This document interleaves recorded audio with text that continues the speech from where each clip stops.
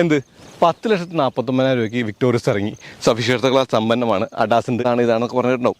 ഒരു വണ്ടിയുടെ ബേസ് മോഡലിൻ്റെ വില പറഞ്ഞിട്ട് ടോപ്പിൻ്റെ ഫീച്ചേഴ്സ് പറയുന്നത് നിങ്ങളോട് അങ്ങനെ വന്ന ആരെങ്കിലും പറയുകയാണെങ്കിൽ ടോപ്പ് എൻഡിന് 19 ലക്ഷം രൂപയുടെ മുകളിലാണ് വില.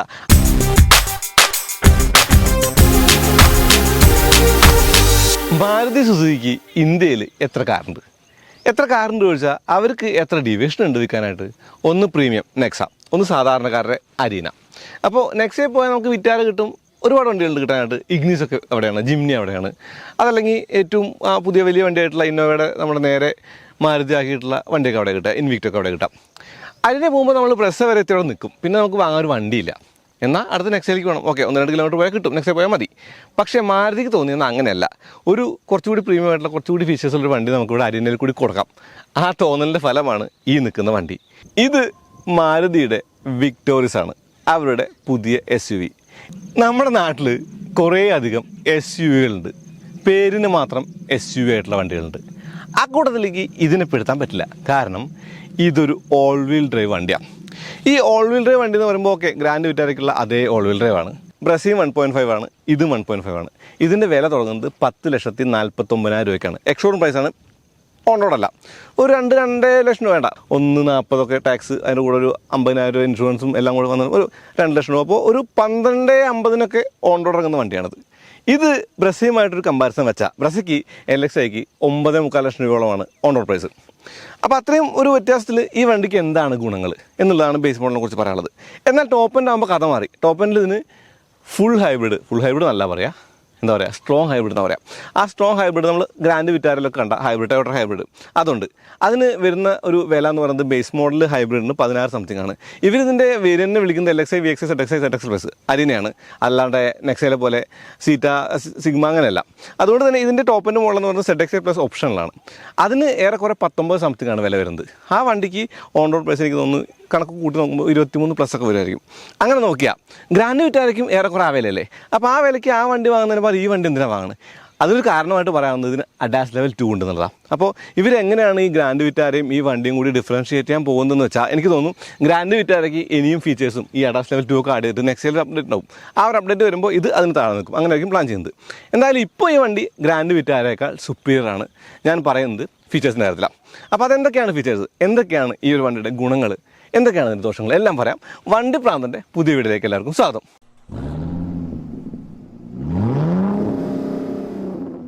ഞാനിപ്പോൾ നിൽക്കുന്നത് എവിടെ നിന്നൊക്കെ ഒരു ചെറിയ ക്ലൂ കൂടി തരാട്ടോ. ഇത് പിങ്ക് സിറ്റിയാണ്. എന്തുകൊണ്ടാണ് ഈ സിറ്റിയെ പിങ്ക് സിറ്റി എന്ന് വിളിക്കുന്നത് നിങ്ങൾക്കറിയോ? താഴെ കമൻറ്റ് ചെയ്യണേ. അങ്ങനെ പറയുമ്പോൾ ഏതാ സ്ഥലം? ജയ്പൂരാന്നേ, രാജസ്ഥാനിലെ. നമ്മൾ കരുതിയത് എസ്കുഡോ എന്നാവും ഈ വണ്ടിയുടെ പേരെന്നായിരുന്നു. മാരുതിക്ക് പഴയ സുസുക്കി കാറുകളുടെ പേരിടുന്ന പതിവുണ്ടല്ലോ. എന്നാൽ വിവേക് ജിയാണ് ഇൻസ്റ്റാഗ്രാമിൽ അതല്ല, ഇതിൻ്റെ പേര് വിക്ടോറിയസ് എന്നാണ് പറഞ്ഞത്. ഓക്കെ, ഈ വണ്ടി എന്ന് പറയുന്നത് ബ്രസയുടെയും വിറ്റാരയുടെയും ആ ഒരു മുഖ സാദൃശ്യം വരാനുള്ള കാരണം എന്ന് പറയുന്നത് വേറെ ഒന്നല്ല, ഇത് ഗ്ലോബൽ സി പ്ലാറ്റ്ഫോമുള്ള കാര്യം തന്നെയാണ്. ഇത് ഹെയർടെക്ട് ആ ഒരു പ്ലാറ്റ്ഫോമായിട്ടുള്ള സാമ്യം കൂടെ കാണാം. ഇതിന് മുൻവശത്തൊക്കെ നോക്കുമ്പോൾ ഇത്തിരി ബ്രസ ചായ, ആ ഒരു നടുഭാഗം നോക്കുമ്പോൾ ഒരു ഇത്തിരി വിറ്റാര ചായ, പിൻവശത്ത് വണ്ടിക്ക് മാരുതിയുടെ വണ്ടികളുമായിട്ട് ചായയുമില്ല. ഓക്കെ, ഇതിൻ്റെ മുന്നിൽ ഒരുപാട് ഫീച്ചേഴ്സ് ഉണ്ട് കേട്ടോ. അതായത് ഈ ക്യാമറ, ഇത് അഡാസ് ക്യാമറയാണ്, അല്ല 360 ക്യാമറയാണ് അഡാസ് ക്യാമറ. ഇവിടെ റഡാർ കാണാം, താഴത്ത് പാർക്കിംഗ് സെൻസേഴ്സ് ഉണ്ട്, അത്യാവശ്യം ഗ്രൗണ്ട് ക്ലിയറൻസ് ഉണ്ട് ഫോർ ഓൾ വീൽ ഡ്രൈവ്. പിന്നെ സ്കിഡ് പ്ലേറ്റ് പോലെ ഭാഗം കൊടുത്തിട്ടുണ്ട്, തട്ടിയാൽ പൊട്ടുന്ന പ്ലാസ്റ്റിക് ആണ്, എന്നാലും ഏടാമുണ്ട്, ലൈറ്റുകൾ കാണാൻ ഭംഗിയുണ്ട്. ഈ കുഞ്ഞ് പ്രൊജക്ടർ ഫോഗ് ലാമ്പും കാണാൻ ഭംഗിയുണ്ട്. താഴെ ഒരു ചെറിയ കർട്ടനൊക്കെ കൊടുത്തിട്ടുണ്ട് എയർ ഇങ്ങനെ ചാനൽ ചെയ്യാൻ വേണ്ടിയിട്ട്. ഇവിടെ കണക്ട് ചെയ്ത് കൊടുത്തതൊന്നും ലൈറ്റല്ല, ഒരു ക്രോം പീസാണ്. സുസുക്കിയുടെ ലോഗോനെ പൊക്കി വെച്ചിട്ടുണ്ട്. അപ്പോൾ പിയാനോ ബ്ലാക്ക് ഫിനിഷും ക്രോമും ബോഡി കളറും സാധാ മാറ്റ് ബ്ലാക്കും സിൽവറും കളറുകളുടെ അതിപ്രസരമുള്ള ഒരു മുൻവശം തന്നെയാണ് ഈ വണ്ടിക്കുള്ളത്. ഇത് കാണാൻ ഭംഗിയുണ്ടോ? ഇതിനകത്തൂടെ നമുക്ക് അകത്തെ ആ ഒരു ഇൻറ്റേർണൽസൊക്കെ കാണാം. ഓക്കെ, ഈ ബോണറ്റിന് ഒരു ചെറിയൊരു വളവുണ്ട്, ഇങ്ങനെ അതിങ്ങനെ വന്ന് സ്കൂപ്പ് ചെയ്ത് പോയിട്ടാണ് അവിടുന്ന് ഗ്ലാസ് ഏരിയ, അവിടുന്ന് മുകളിൽ ആ ഒരു പനോരമിക് സൺറൂഫ്, പിന്നെ അങ്ങ് ചെരിഞ്ഞ് താഴേക്ക് പോകുന്നു. അതിൻ്റെ ഗുണങ്ങളും ദോഷങ്ങളും ഞാൻ പറയാം കേട്ടോ. ഈ ഒരു ഭാഗം കണ്ടോ, ഈ ഒരു ലൈറ്റ് വെച്ചിരിക്കുന്ന ഭാഗം, ഇത് ഏതെങ്കിലും വണ്ടിയുമായിട്ട് സാമ്യം നിങ്ങൾക്ക് തോന്നിയോ? പുതിയ ട്രെൻഡാണോ? എന്തായാലും നിങ്ങളുടെ കമൻറ്റുകൾ എനിക്ക് അറിയണം, നിങ്ങൾ പറഞ്ഞോളൂ. പിന്നെ ഈ വണ്ടിയുടെ പ്രത്യേകത എന്ന് പറയുന്നത് ഈ ലൈറ്റുകളുടെ ഒരു വിന്യാസമാണെന്ന് ഞാൻ പറഞ്ഞു. ആ 4 അല്ലെങ്കിൽ 5 പോഡ് LED യും താഴെ കാണുന്ന ലൈറ്റിൻ്റെ ഒരു വിന്യാസവും ഒക്കെ ഭംഗിയുണ്ട് കാണാനായിട്ട്, കൗതുകമുണ്ട് എന്നുള്ളത് തന്നെയാണ്. കൗതുകമാണോ ഭംഗിയാണോ നിങ്ങൾ ആദ്യം തീരുമാനിക്കല്ലേ. ഒരു മാരുതി സുസുക്കി കാറിൽ നമ്മൾ കാണാത്ത ഒരു രൂപഘടന ഇവിടെ കാണാം. ഇതിന് പഴയ റേഞ്ച് റോവറായിട്ടോ ഇവോക്കായിട്ടൊക്കെ സാമ്യങ്ങൾ ആൾക്കാർ പറയും. എനിക്ക് അങ്ങനെ വലിയ സാമ്യം തോന്നിയിട്ടില്ല. ഇതൊരു കൗതുകമുള്ള ഡിസൈനാണ്, അത്രേ ഉള്ളൂ. ഇഷ്ടപ്പെട്ടോ വെച്ചാൽ love it or hate it, വേണമെങ്കിൽ ഇഷ്ടപ്പെടാം, വേണമെങ്കിൽ ഇഷ്ടപ്പെടാതിരിക്കാം. എൻ്റെ ഒരു ടേസ്റ്റ് അല്ല ഇതെന്നുള്ള പറയുന്നത്. ഇവിടെ സി പില്ലറിന് പിയാനോ ബ്ലാക്ക് കൊടുത്ത് നന്നായിട്ടുണ്ട്. പിന്നെ മൊത്തത്തിലൊരു ബ്ലാക്ക് ഇൻസെറ്റുകളൊക്കെ നന്നായിട്ടുണ്ട്. ഈ വീല് കണ്ടോ, ഈ വീൽ ആർച്ചിൽ ശരിക്കും ഫിറ്റായി നിൽക്കുന്നില്ല. 17 ഇഞ്ച് ആണെങ്കിൽ കൂടി നമുക്ക് ഈ ഒരു വീലിൻ്റെ ഒരു വിന്യാസം അത് കുറച്ചും കൂടി വലിപ്പമാവാനും തോന്നുന്നുണ്ട്. അതായത് വീൽ ആർച്ചിന് കുറച്ച് സ്പേസ് കൂടുതലാണ്. ഇവിടെ ഡോർ ഹാൻഡിൽ കാണാം, ബ്രസേഡ് ഡോർ ഹാൻഡിലാണ്. ഇവിടെ ഡോർ ഹാൻഡിൽ ഒരു ചെറിയ റിക്കറ്റ് സെൻസ് ഉണ്ട്. മിറർ ഈ വണ്ടി വെച്ച് നോക്കുമ്പോൾ ഒത്തിരി ചെറുതായിട്ട് തോന്നി. ബ്ലാക്ക് ക്ലാഡിങ് ചുറ്റും കൊടുത്തിട്ടുണ്ട്. ജിംനിയുടെ പോലെ നമുക്കിവിടെ ഒരു ചെറിയ ഒരു എക്സ്ട്രാ പീസ് കാണാം. ജിംനിക്കല്ല, ഒരു നല്ല വണ്ടിക്കതുണ്ട്. മുന്നിലും പിന്നിലും ഡിസ്ക് ബ്രേക്ക് ഉണ്ടെന്ന ഗുണമാണ്. ഇവിടെ നിങ്ങൾക്ക് ആ ഒരു റൂഫ് റെയിൽ കാണാനുള്ള ഗുണമാണ്. ഷാർക്ക് ഫിൻ ആനുള്ള ഗുണമാണ്. ഗുണം എന്ന് പറഞ്ഞാൽ എന്തിനാ, കാഴ്ചയ്ക്ക്. പിന്നെ 360 ക്യാമറയുടെ കഷ്ണം അല്ലെങ്കിൽ അതുപടിയും കാണാം. ഇതിനകത്ത് അഡാസ് ലെവൽ 2 ഉള്ളതുകൊണ്ട് തന്നെ മിററിൽ നമുക്ക് അത്യാവശ്യം കാര്യങ്ങളൊക്കെ കാണാം. ഒരു അരീന വണ്ടിക്ക് ആവശ്യത്തിലധികമുള്ള സവിശേഷതകൾ ഈ വണ്ടിക്ക് ഉണ്ടെന്ന് പറഞ്ഞാൽ അത് ഡിസ്ക്രിമിനേഷൻ ആവുമോ എനിക്ക് തോന്നുന്നില്ല. കാരണം സവിശേഷതകൾ സമ്പന്നമാണ് ഇപ്പോൾ എല്ലാ വണ്ടികളും. ഈ വണ്ടിയും വ്യത്യാസമല്ല. ഈ ബോഡി ലൈൻസ് നോക്കിയേ, അല്ലെങ്കിൽ ഈ ബോഡിയുടെ ഒരു ഡിസൈൻ നോക്കി, ഇതിനൊക്കെ ഒരു കൗതുകം കൊടുക്കാനായിട്ട് മാരുതി സുസുക്കി ശ്രമിച്ചിട്ടുണ്ട്. ഇപ്പോൾ വീൽ ബേസ്, നീളം, വീതി, ഉയരം എല്ലാം ഗ്രാൻഡ് വിറ്റാരയുമായിട്ട് സാമ്യതകളുണ്ട്. നീളത്തിൽ മാത്രം ഒരു 0.15 mm കുറവാണ്. വിറ്റാരയ്ക്ക് ഇന്ന് കൂടുതലാണ്. അപ്പോൾ ആ ഒരു വ്യത്യാസം നമുക്ക് പറയാം. ഈ ഗ്ലാസ് കണ്ടോ, ഈ ഗ്ലാസ് ഫുള്ളായിട്ടുണ്ട്. ഓക്കെ, എലമെൻറ്റുകളുടെ വിന്യാസം ഇഷ്ടം പോലെ വണ്ടിക്ക് മുകളുണ്ട്. ഈ എലമെൻറ്റുകളൊക്കെ കൂടി ചേർന്നിട്ടാണ് ഒരു വണ്ടിയെ മറ്റു വണ്ടിയുമായിട്ട് വ്യത്യാസപ്പെടുന്നത് എനിക്ക് തോന്നിയത്. ഈ അലോയ് വീലിൻ്റെ ഡിസൈൻ നിങ്ങൾക്ക് ഇഷ്ടപ്പെട്ടോ? ഈ 2 കളറുകളുള്ള ഈ അലോയ് വീലും ഒരിത്തിരി കൗതുകം കൊടുക്കുന്നുണ്ട്. ഇതിനൊരു സ്ക്വയർ ഷേപ്പ് ഉണ്ട് ഈ ഒരു ബ്ലാക്ക് ക്ലാഡിങ്ങിന്. ഈ വിക്ടോറസിൻ്റെ ഏറ്റവും റാഡിക്കലായിട്ടുള്ള രൂപകൽപ്പന എന്ന് പറയുന്നത് ഇതിൻ്റെ പിൻവശമാണ്. ഈ ചെറിയ ചെറിയ ഇൻസേർട്ടൊക്കെ കൊടുത്ത വലിയ കണക്റ്റിംഗ് ലാമ്പും ഇങ്ങോട്ട് ചേർന്ന് നിൽക്കുന്ന ഈ ഒരു ലൈറ്റും ഈ ഒരു പിയാനോ ബ്ലാക്ക് ഫിനിഷും ഈ തൊപ്പിയും കൂടെ സ്പോയിലറും അതിൻ്റെ മുകളിലുള്ള ലൈറ്റും ഈ ബമ്പർ ഇൻസേർട്ടും ചെറിയ കട്ടിങ്ങുകളും ക്യാമറയും വിക്ടോറിയസ് എന്നുള്ള ലെറ്ററിങ്ങും അവിടെ ഓൾ ഗ്രിപ്പ് എന്നുള്ള ആ ഒരു ബാഡ്ജുമൊക്കെ കാണുമ്പോൾ എൻ്റെ റാഡിക്കലായിട്ടുള്ള വണ്ടികളോടുള്ള ഇഷ്ടം എന്ന് പറയുന്നത് ഇപ്പോൾ കിയ സിറോസൊക്കെ പോലെ എനിക്കും ഇത് കണ്ടപ്പോൾ ഒരു കൗതുകം തോന്നി എന്നുള്ളതാണ്. പിന്നെ ഈ വിക്ടോറിയസ് ഇറങ്ങുമ്പോൾ നിങ്ങൾ പറഞ്ഞു കേട്ടിട്ടുണ്ടാവും ലോഞ്ചിനും ഇപ്പോഴും ഒക്കെ എന്ത് 10,49,000 രൂപയ്ക്ക് വിക്ടോറിയസ് ഇറങ്ങി. സവിശേഷതകളാൽ സമ്പന്നമാണ്. അഡാസിൻ്റെ ആണ് ഇതാണെന്നൊക്കെ പറഞ്ഞിട്ടുണ്ടാവും. സംഭവം ഡൈപ്പാണ്. എന്ന് വെച്ചാൽ ഒരു വണ്ടിയുടെ ബേസ് മോഡലിൻ്റെ വില പറഞ്ഞിട്ട് ടോപ്പിൻ്റെ ഫീച്ചേഴ്സ് പറയുന്നത് നമ്മുടെ ജേർണലിസ്റ്റുകളിൽ നമ്മുടെ ഇൻഫ്ലുവൻസേഴ്സിന് പതിവാണ്. നമ്മളത് ചെയ്യില്ല. നിങ്ങളോട് അങ്ങനെ വന്ന ആരെങ്കിലും പറയുകയാണെങ്കിൽ ടോപ്പ് എൻഡിന് 19 ലക്ഷം രൂപയുടെ മുകളാണ് വില. അതിലാണ് ഈ പറഞ്ഞ കാര്യങ്ങളൊക്കെ ഉള്ളൂ എന്നുള്ളതാണ്. പിന്നെ ബേസ് മോഡൽ എന്ത് കിട്ടും നിങ്ങൾക്ക് അറിയാലോ. ബേസ് മോഡൽ വാങ്ങാൻ പോകുന്ന ആളെ ആ ഒരു ഷോറൂമിലേക്ക് വണ്ടിയുടെ വില പറഞ്ഞ് എത്തിക്കുക എന്നുള്ളത് മാത്രമേ ഉള്ളൂ ഈ ഒരു വില കൊണ്ടുള്ള ഉദ്ദേശം. അത് സെയിൽസിനും പറയുന്നത് മനസ്സിലാക്കാം, പക്ഷേ നമ്മളെപ്പോലുള്ള ആളുകളത് പറയുന്നത് എന്തിനാണെന്ന് എനിക്ക് മനസ്സിലായില്ല. LXi പ്രസയുമായിട്ട് ഏറെക്കുറെ 2.5 ലക്ഷം രൂപയുടെ വ്യത്യാസം വരുന്നുണ്ട്. ആ വ്യത്യാസത്തിന് ഈ വണ്ടി വർത്താനം വെച്ചാൽ ഇതിൻ്റെ സൈസ് എന്ന് പറയുന്നത് കൂടുതലാണ്, ഇതിൻ്റെ രൂപം എന്ന് പറയുന്നത് റാഡിക്കലാണ്. ഇതിൻ്റെ ബേസ് മോഡൽ എന്തൊക്കെയുണ്ടെന്ന് കണ്ടറിഞ്ഞിട്ട് അതിനെക്കുറിച്ചുള്ള കാര്യങ്ങൾ ഞാൻ കൂടുതൽ പറയാം. എന്തായാലും ഈ വണ്ടിക്ക് അതല്ല വില. ഇതെന്ന് പറയുന്നത് ടോപ്പ് എൻഡ് മോഡലാണ്. നമ്മൾ വീഡിയോ ഉണ്ടാക്കുന്നത് ടോപ്പ് എൻഡ് മോഡലിൻ്റെ വീഡിയോ ആണ്. ഈ വണ്ടിക്ക് അവർ ഗസ്റ്റർ കൺട്രോളിൽ ബൂട്ട് ഓപ്പണിങ് ക്ലോസിങ് കൊടുത്തിട്ടുണ്ട്. കാല് തന്നെ ആക്കി കഴിഞ്ഞാൽ ഞാൻ ഇപ്പോൾ തൽക്കാലം തുറക്കുന്നേ ഉള്ളൂ, അത് ഡെമോൺസ്ട്രേറ്റ് ചെയ്യാൻ ഉദ്ദേശിക്കുന്നില്ല. അപ്പോൾ ഇത് തുറന്നു കഴിഞ്ഞാലേ പവേർഡാണ് ടെയിൽ ഗേറ്റ് എന്ന് കാണാം. പിന്നെ ഇതിലങ്ങനെ ആദ്യമായിട്ടുള്ളൊരു കാര്യം എന്ന് പറയുന്നത് ഇൻഫിനിറ്റിയുടെ സൗണ്ട് സിസ്റ്റമാണ്. ഡോൾബി അറ്റ്മോസ് ഒക്കെ ഉള്ള സൗണ്ട് സിസ്റ്റമാണ്. കൂടാതെ സബ് വൂഫറുണ്ട്. ബൂട്ട് സ്പേസിനെ കുറിച്ച് ഒരു കാര്യമായിട്ടൊന്നും പറഞ്ഞില്ല. എന്നാലും ബൂട്ട് കാണുമ്പോൾ എൻ്റെ 2 പെട്ടികളും അല്ലെങ്കിൽ ബാഗും എല്ലാം വെച്ച് നോക്കുമ്പോൾ അത്യാവശ്യം നല്ല ബൂട്ട് സ്പേസ് എന്ന് തോന്നാം. ഇവിടെ ഒരു പവർ പോയിൻ്റ് കൊടുത്തിട്ടുണ്ട്, ഒരു ലൈറ്റ് ഉണ്ട്. ഈ 2 സീറ്റ് നമുക്ക് ഫോൾഡ് ചെയ്യാം.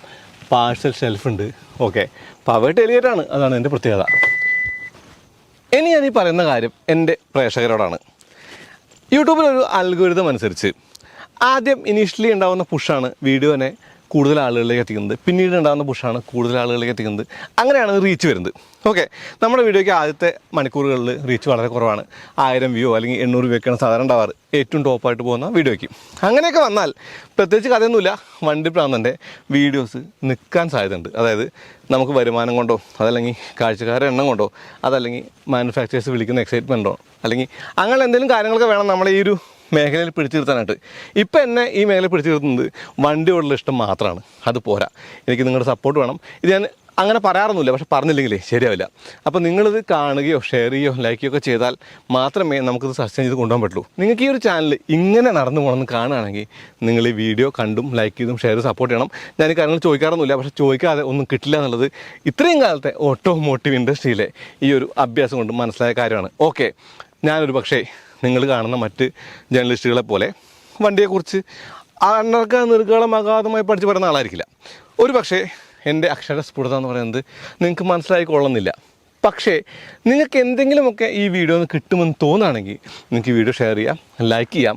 അതല്ലെങ്കിൽ ഇത് എന്താ പറയുക, മറ്റുള്ളവർക്ക് അയച്ചു കൊടുക്കുക അല്ലെങ്കിൽ കാണാൻ പറയുക ചെയ്യാം. അതല്ല നിങ്ങൾക്ക് ഒന്നും കിട്ടുന്നില്ലെങ്കിൽ പിന്നെ പ്രത്യേകിച്ചൊന്നും പറയാനില്ല കേട്ടോ, അവിടെ പിന്നെ എനിക്കൊന്നും ചെയ്യാനുമില്ല.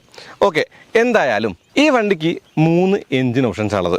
ഒന്നെന്ന് പറയുന്നത് പെട്രോൾ, ഒന്നെന്ന് പറയുന്നത് CNG, പിന്നെ ഒന്ന് സ്ട്രോങ് ഹൈബ്രിഡ്. ഈ സ്ട്രോങ് ഹൈബ്രിഡിന് 116 PS ആണ് പവർ.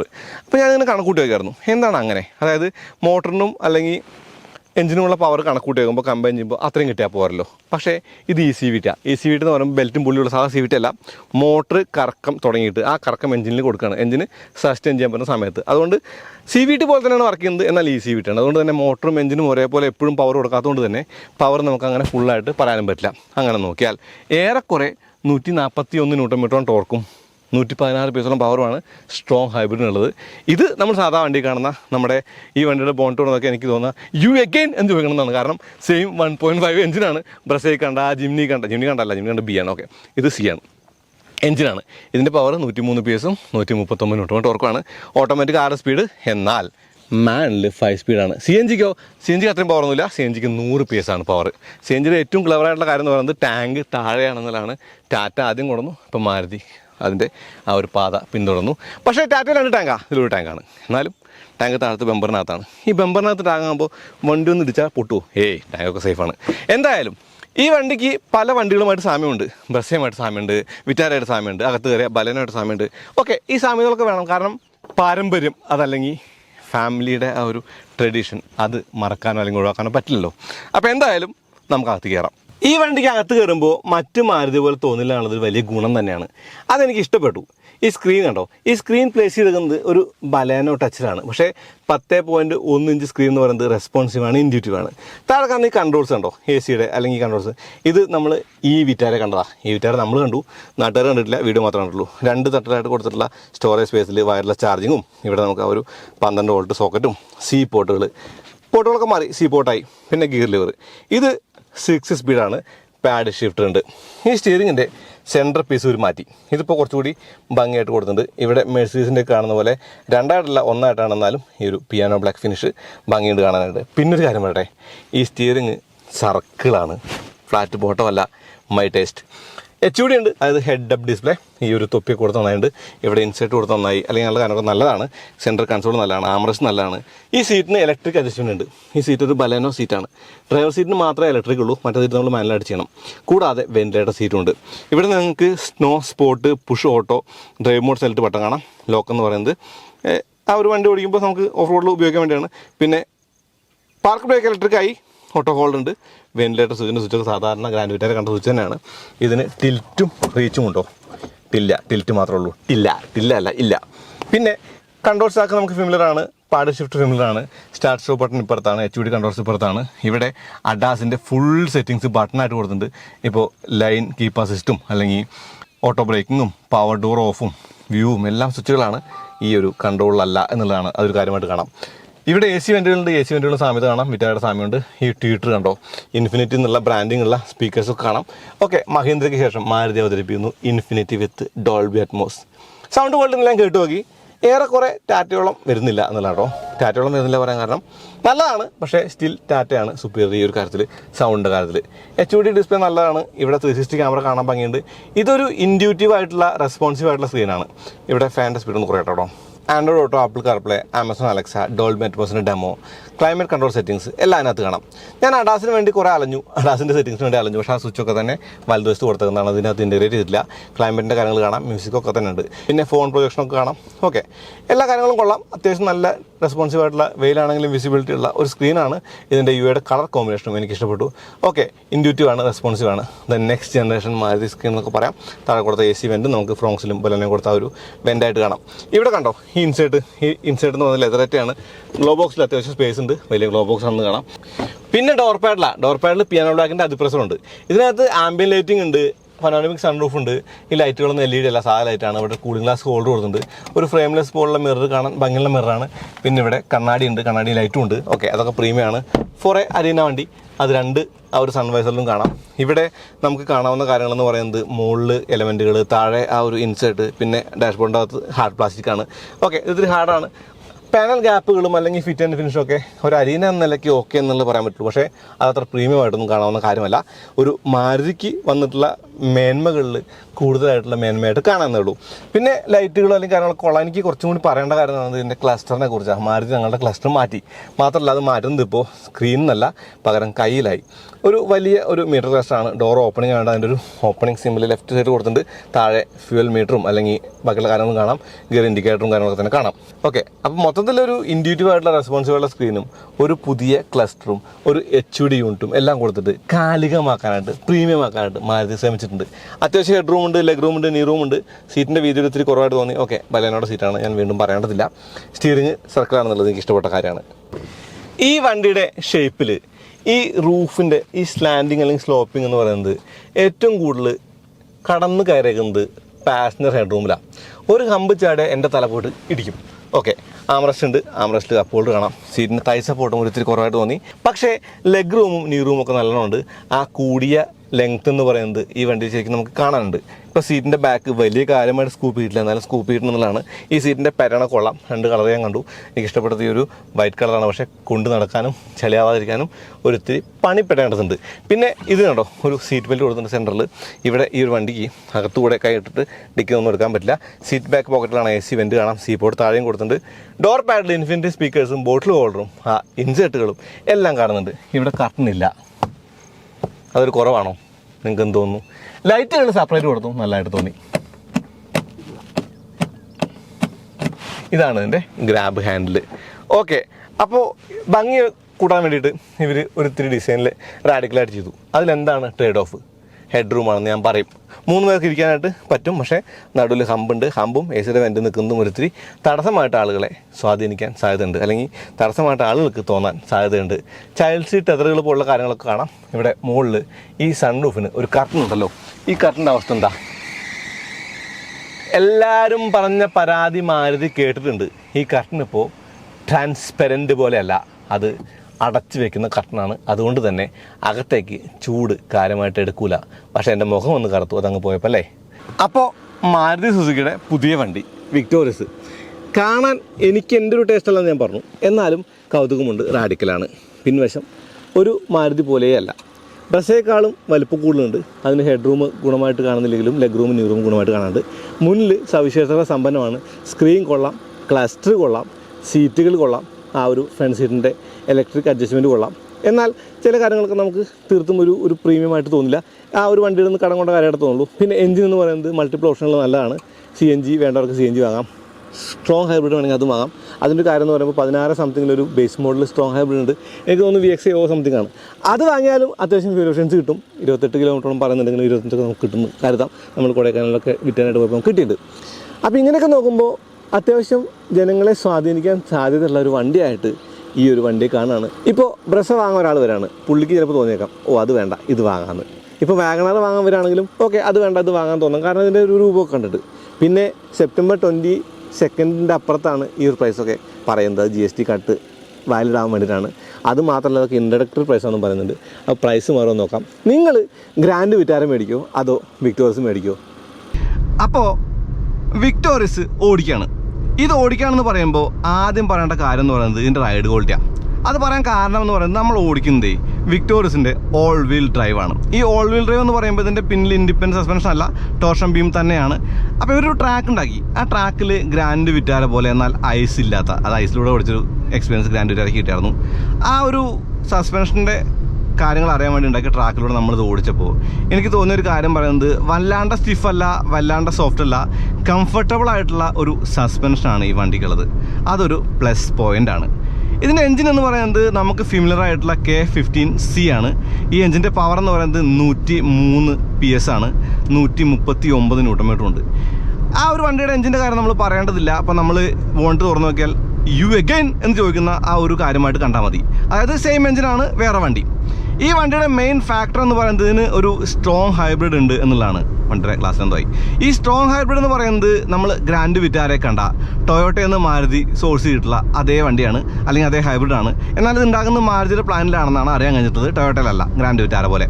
അപ്പോൾ ഈ വണ്ടിയുടെ ഒരു ഫുൾ ഹൈബ്രിഡ് അല്ലെങ്കിൽ സ്ട്രോങ് ഹൈബ്രിഡ് എന്ന് പറഞ്ഞ വണ്ടിക്ക് 116 PS പവർ ഉണ്ട്. അപ്പോൾ അത്യാവശ്യം പവർഫുൾ ആയിട്ടുള്ള വണ്ടി, അത്യാവശ്യം ഫ്യൂലേഷനായിട്ട് ഓടിക്കണമെങ്കിൽ ഹൈബ്രിഡാണ് നല്ലത്. ഈ CVT എന്ന് പറയുന്ന സിമ്പിൾ ആൻഡ് ക്ലെവർ ആയിട്ടുള്ള മെക്കാനിസം കൊണ്ട് കുറേ കാലം ഈട് നിൽക്കുന്ന ഒരു ട്രാൻസ്മിഷനാണ് ആ എഞ്ചിൻ എന്നുള്ളതുകൊണ്ടും റിലയബിലിറ്റിയുടെ കാര്യത്തിൽ എനിക്ക് തോന്നുന്നു ഏറ്റവും ബെസ്റ്റ് ഹൈബ്രിഡുകൾ ഒന്നെന്ന് പറയുന്നത് ടൊയോട്ടയാണ്. അത് നമുക്ക് മാരുതി കിട്ടും, ഇപ്പോൾ അരിയനിലും കിട്ടും, അത് ഈ ഒരു വണ്ടിയിലാണ്. പിന്നെ ഇതിന് 4 വീൽ ഡിസ്ക് ബ്രേക്കാം.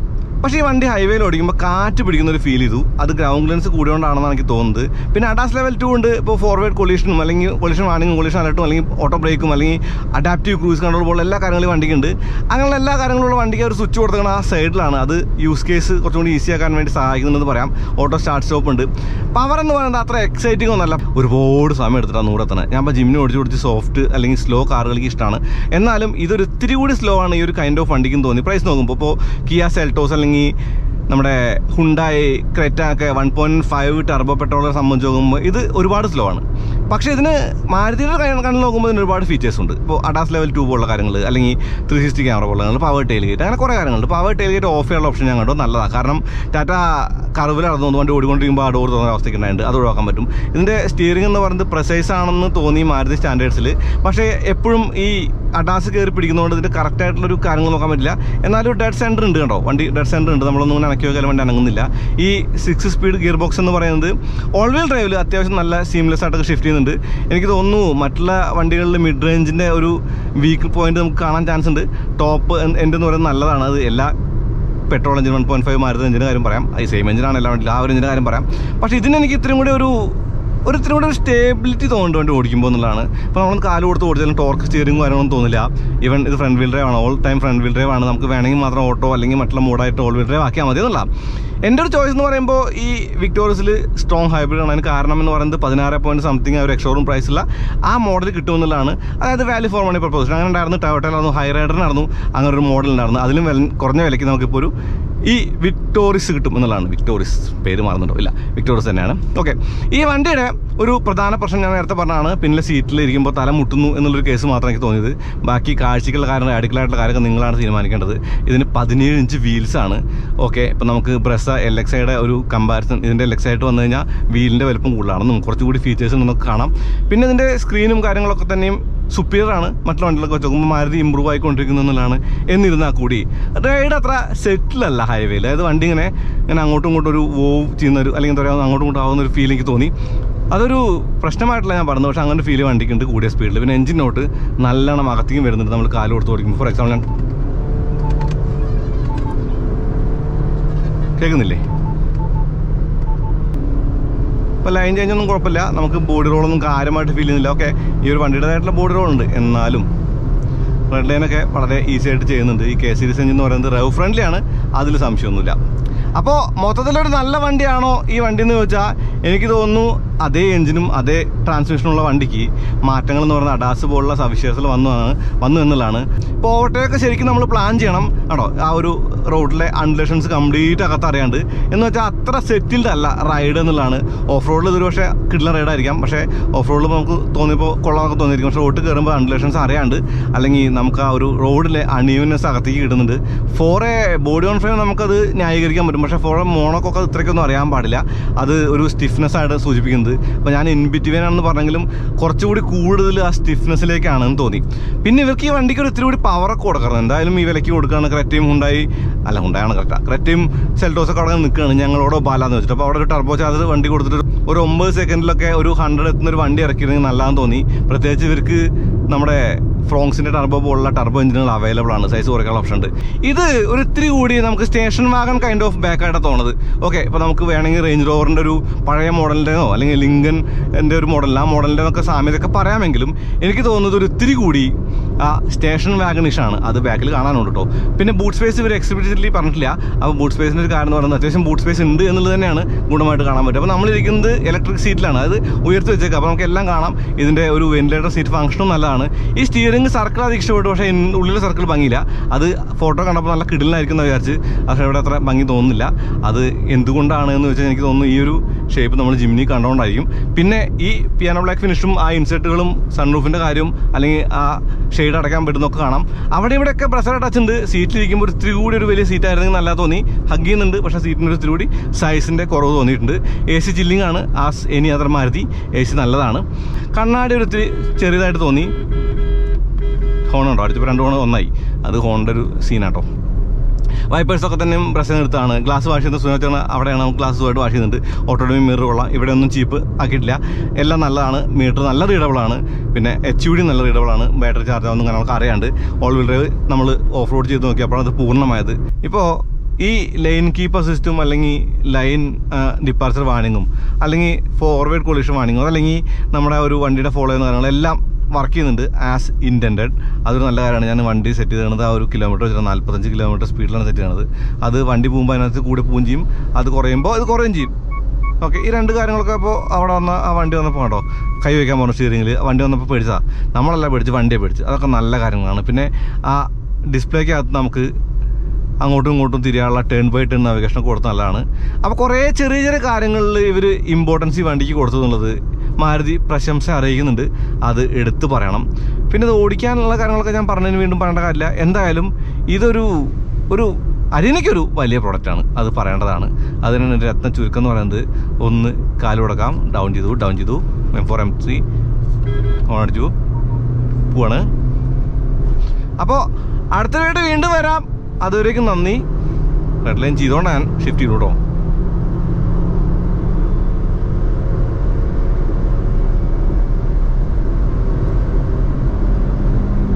നമസ്കാരം. ഇതിന് ഞാൻ പറഞ്ഞ ആ ഒരു മിഡ് റേഞ്ചിലെ ആ ഒരു ഫ്ലാറ്റ് സ്പോട്ട് ഉണ്ടല്ലോ, അതൊക്കെ നമുക്ക് K15C കാര്യമായിട്ട് അറിയുന്ന കാര്യമാണ്. ഓക്കെ, അത്രേ ഉള്ളൂ.